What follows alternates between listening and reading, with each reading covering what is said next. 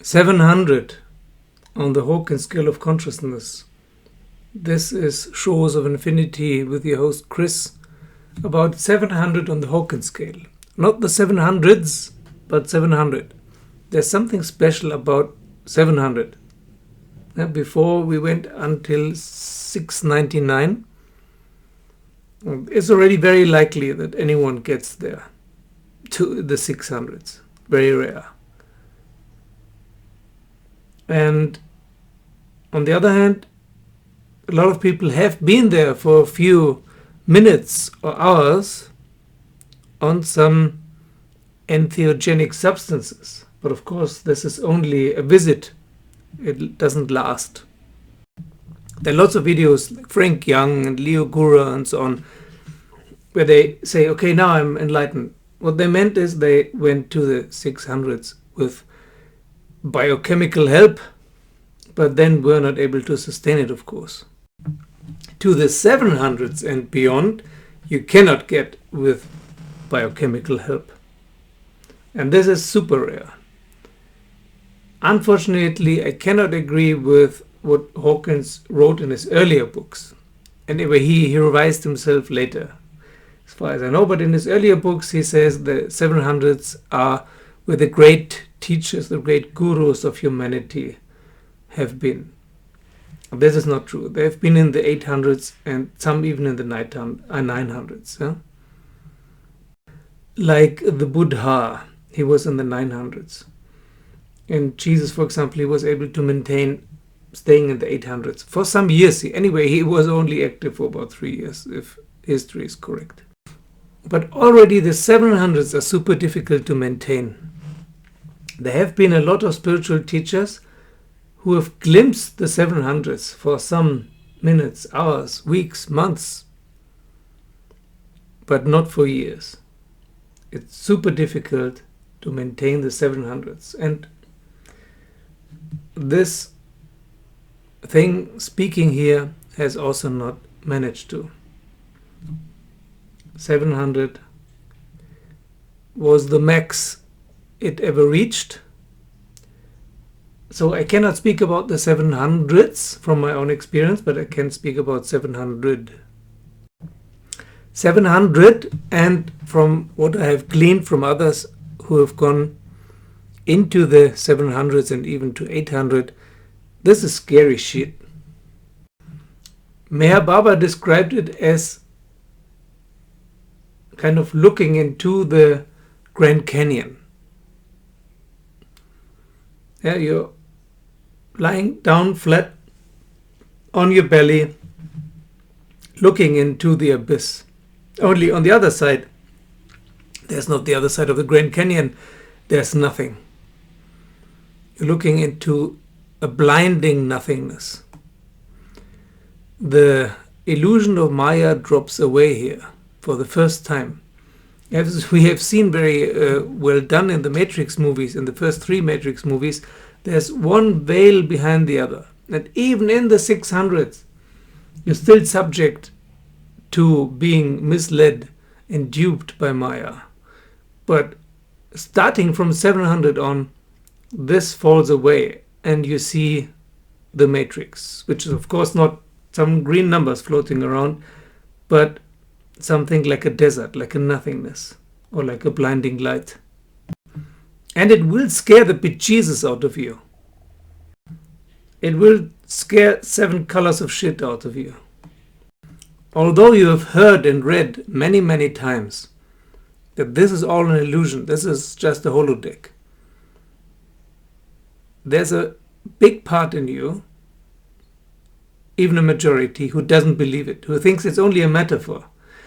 In the 700s and beyond, you see it's not a metaphor. That's actually what it is, and that's why Jed McKenna says, for example, the absolute truth is the last thing anyone wants. What most people want is wee fluffy flamingos, yeah? Which you get in the 500s and the 300s. Party time.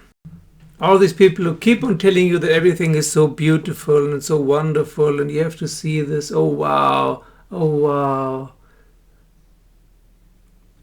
they make me puke because it has nothing to do with enlightenment. This is scary stuff. Because you're finally without anything to hold on to. You're floating in space, in vacuum. The reason why we have this ego, this concentration of concentration, this fold in reality that makes matter seem real, is that otherwise we have nothing to orient upon, nothing to hold on to, nothing to be sure about. If you're floating in space, there is no north, no south, no up, no down. Every direction is the same direction. And everything around you is either totally dark or totally brilliant. Freezing cold or burning hot. If you read descriptions of these higher 800 and above, or even 700 and above, like UG and C.G. Jung and Jed McKenna and so on, they almost died. They had something like a stroke or a heart attack, and they don't actually know why they came back. But it's really hard for the body to take. And if you stay there for a longer time, the body starts to transform in order to stand it. That is why UG describes that his body transformed. He looked different afterwards. More androgynous in his case. David Hawkins says there is no location of consciousness. Consciousness is everywhere. There's just awareness in the present. So it's like the 600 on steroids.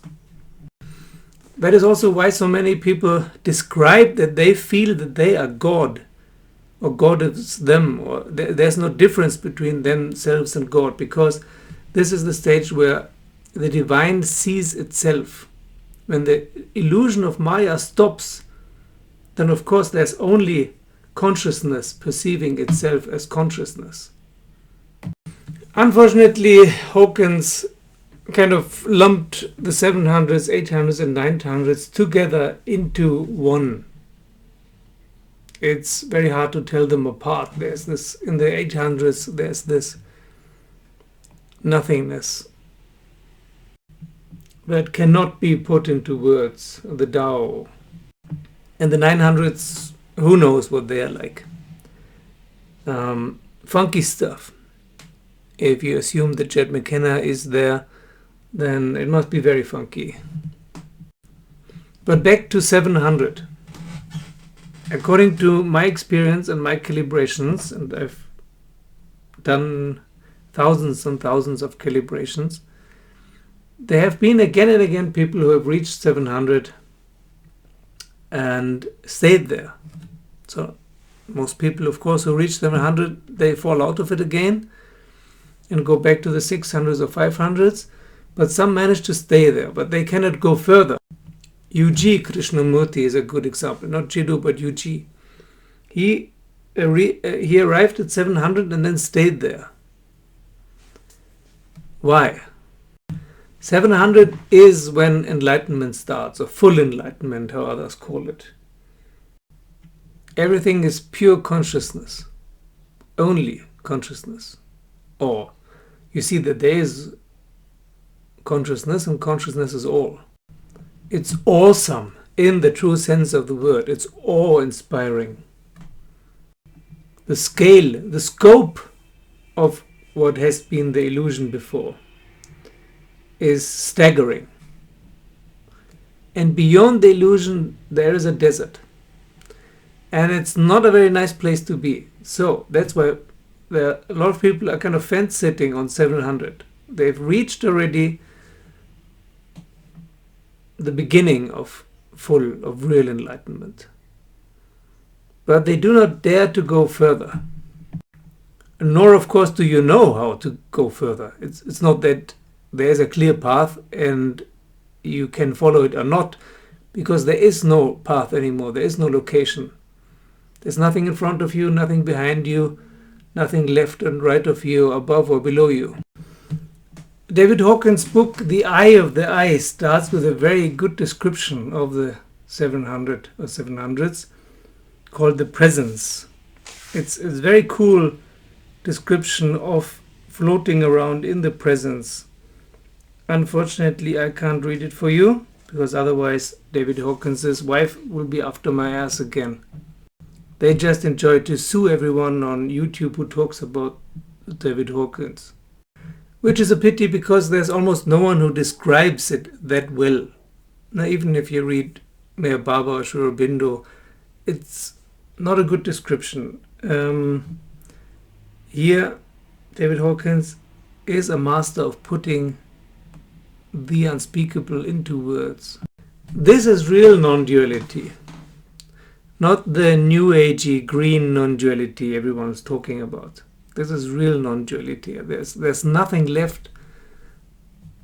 There are no opposite sides of anything. There's no plus and minus.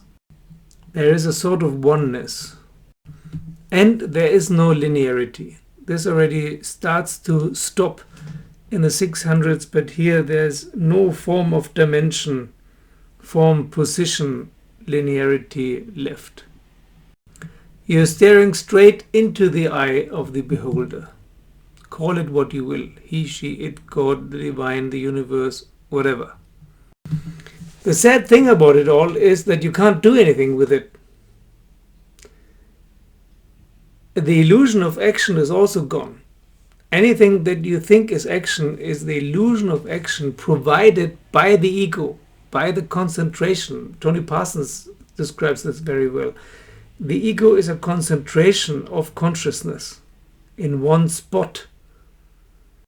It's like if you take a towel or a sheet and you grab it in the middle and then turn, then you have a concentration of material at that point. That is the ego, and with that there is the illusion of space, time, linearity, matter, of something happening, of action. When you reach the 700s, you straighten out the towel, and on the one hand it's cool because the ego is finally gone, kind of. At least it's not important anymore. It's not in the driver's seat anymore. It's somewhere back there. But on the other hand, you can't do anything anymore, because now you're only an observer. You're the witness, but not anymore the actor. But nor are you the screenplay writer. So again, it's some kind of limbo here.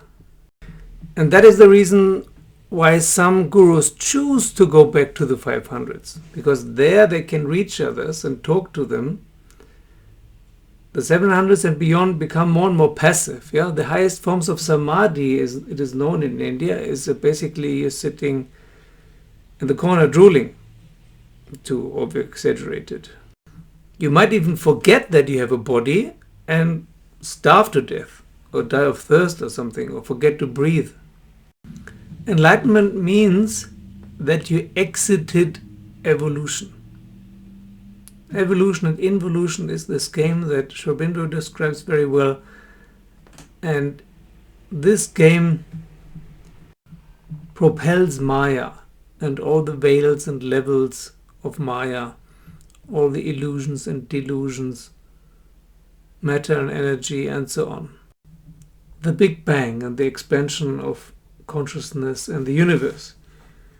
But what's before that? Before that is Satchidananda, is the Trinity of soul, Atma, self, the Father, the Son, and the Holy Spirit, the emanator, the sustainer, the dissolver, Brahma, Vishnu, and Mahesh, Afridgar, Parvardigar, and Fanakar. Creation, sustaining, and destruction. It is the Tao, the thing that cannot be described before time and space even come into existence.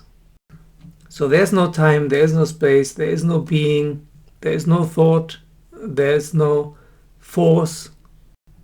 There's only consciousness, presence, and potentiality.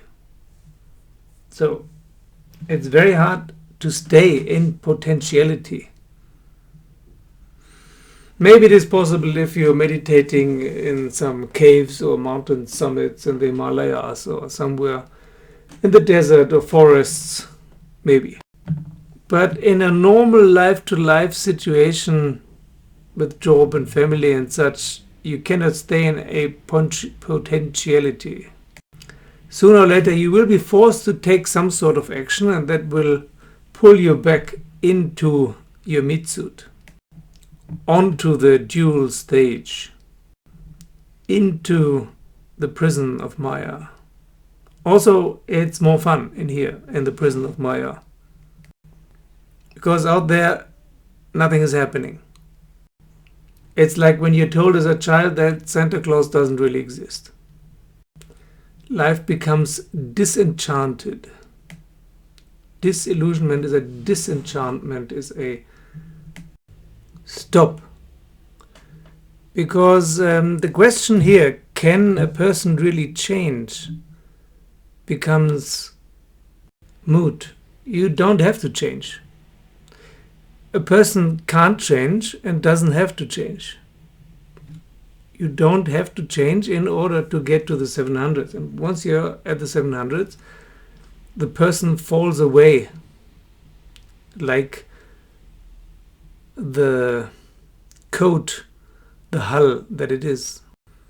And you become invisible in a field of infinite invisibility. At the same time, you can see everything, but you don't really want to, because for what?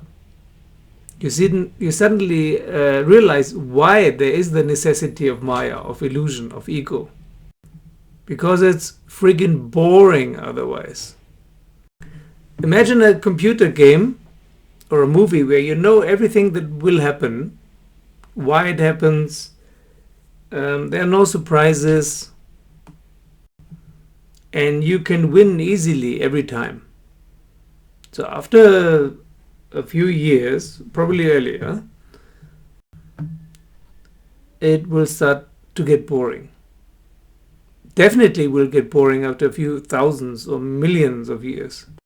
So you have to come up with a cunning plan how to dupe yourself, and thus you create Maya. I adopted Jet McKenna's analogy here. Anything you can say about this state is that truth exists, or that existence exists, or that consciousness is. But that's not a very helpful information to anyone else. Isness is. It's quite anticlimactic, actually. Because you see that the world, the Maya, does not determine us.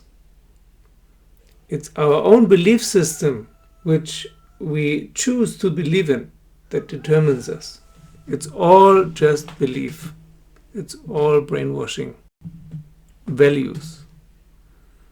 And this truth that you have witnessed now has nothing to do with any truth people believe in or think about. It's absolute truth that cannot be separated into tiny little bits. Truth just is, it cannot be explained or passed on. That is why so many people who do reach 700 or the 700s don't decide not to teach or stop teaching. Because there is nothing to teach really. You can go back to the 500s or 600s and teach some bullshit there. Something that people can understand or think they understand it. But there is nothing to understand. The only thing is that you can realize presence. But then what? You cannot buy anything to eat by realizing presence. No one will employ you for that. That is why Socrates was looking forward to die. That's why he drank the cup of poison voluntarily. His students wanted to break him out of prison. I recently was in Athens, so this comes to mind. His students wanted to break him out of prison. It would have been possible because they were all nobles, sons of noblemen, powerful aristocrats. But he said, no, I'm fed up. People don't understand what I'm saying and choose to misunderstand everything. That's one reason. And the other reason is I really want to know. I really, really want to know what's after life. I'm tired of being limited by this body and this earthly life. I want to know what's afterwards. That is the last mystery. Or the next mystery, the next adventure. Who knows? Thank you for watching. Thank you for liking and subscribing. Thank you for joining me as a Patreon. Thank you for those who have already joined me as a Patreon. Like Morgan, Feike, Bob, Sayan, Ofi, Andre, Chris, Tamash, Rubina, Kim, Gabriel, Daniel, Kerry, Marcus, Alex, Tyler, Alex, Gregory, Goshen, Kelly, Patricia, Mark, Björn, Brian, Robert, Matthias, Alan, Sam, Patrick, Brittany, Chris, Enda, Raghu, and Thomas. Thank you very much.